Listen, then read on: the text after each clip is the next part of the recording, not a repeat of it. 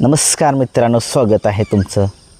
मैदान होते 10 तारखेला, ओपनचं आहे आणि या ओपनच्या महासंग्राममध्ये भुरकवडी फाटी या ठिकाणी मैदान होत आहे.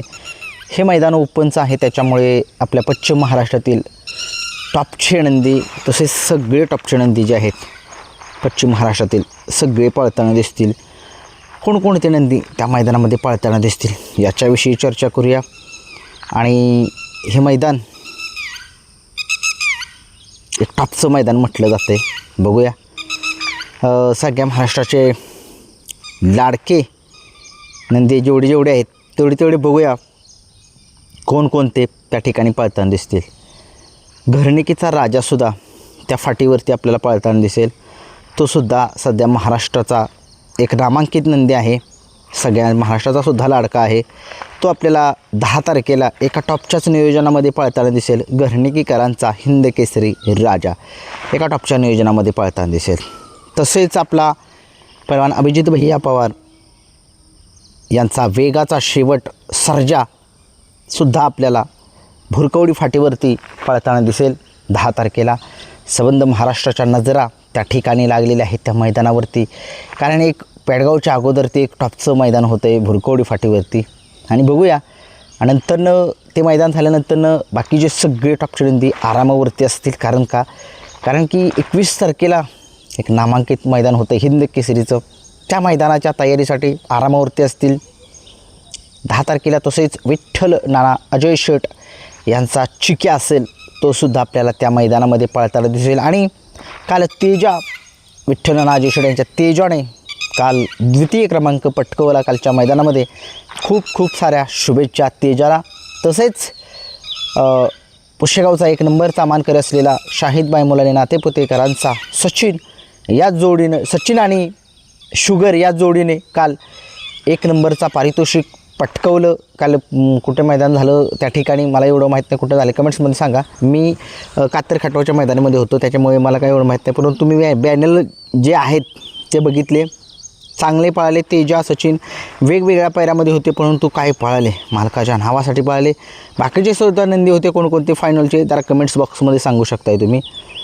तसेच आपल्याला उद्याच्या मैदानामध्ये 10 तारखेच्या मैदानामध्ये नवनाथ शेठ जगदाळे आगा शिवनगर यांचा हिंद केसरी येडा लक्षासुद्धा आपल्याला पळताना दिसणार आहे. एका टॉपच्याच नियोजनामध्ये सुद्धा तो पळेल. बघूया कोणत्या टॉपच्या नियोजनामध्ये पळू शकेल. तसेच अखंड महाराष्ट्राचा लाडका बकासूरसुद्धा त्या ठिकाणी पळताना दिसेल. ज्या बैलाची चर्चा महाराष्ट्रातच नव्हे तर संबंध 13 ते 14 देशामध्ये होते, असा हा बकासूर आपल्याला 10 तारखेच्या भुरकवडी फाटीवरती पळताना दिसणार आहे. तो सुद्धा एका टॉपच्याच नियोजनामध्ये पळताना दिसणार आहे. बघूया काय होतं आहे. मथुरबद्दल अपडेट आपल्याकडे नाही आहे, त्याच्यामुळे मथुर कधी पळेल हे सांगता येत नाही आहे. जर माहिती मिळाली तर तुम्हाला लवकरच सांगण्याचा प्रयत्न करू. तसेच सातारा एक्सप्रेस बलमा तो सुद्धा आपल्याला 10 तारखेलाच पळताना दिसेल. तो सुद्धा एक सध्या महाराष्ट्रामध्ये चांगलाच गुलालामध्ये राहतो आहे, कारण की नियोजन ज्यावेळेस व्यवस्थित होतं त्यावेळेस कुठलाही नंदी राहतोच गुलालामध्ये. कारण कसं होतं, कधी नियोजन व्यवस्थित नाही झालं तर गुलालामध्ये राहत नाही ती नंदी. परंतु बघूया, ठीक आहे, बघूया, तो सुद्धा एक चांगला नंदी आहे. तसेच समाजसेवक संतोष तोडकर ठाणे विटावा यांचे 3ही नंदी आपल्याला त्या 10 तारखेच्या भुरकवडी फाटीवरती पळताना दिसतील. सुंदर 11-11 पळताना दिसेल, साई 11-11 पळताना दिसेल. तसेच मल्हार 11-11 सुद्धा आपल्याला पळताना दिसतील भुरकवडी फाटीवरती. तसेच या बैलगाडा शर्यत क्षेत्रामध्ये संबंध महाराष्ट्राचा लाडका सप्त हिंद केसरी महान भारत केसरीचा मानकर असलेला सुभाष तात्या मांगडे यांचा सुंदर उर्फ बॉस हा सुद्धा आपल्याला भुरकवडीच्या फाटीमध्ये पळताना दिसेल. तो सुद्धा एका टॉपच्याच नियोजनामध्ये पळताना दिसेल.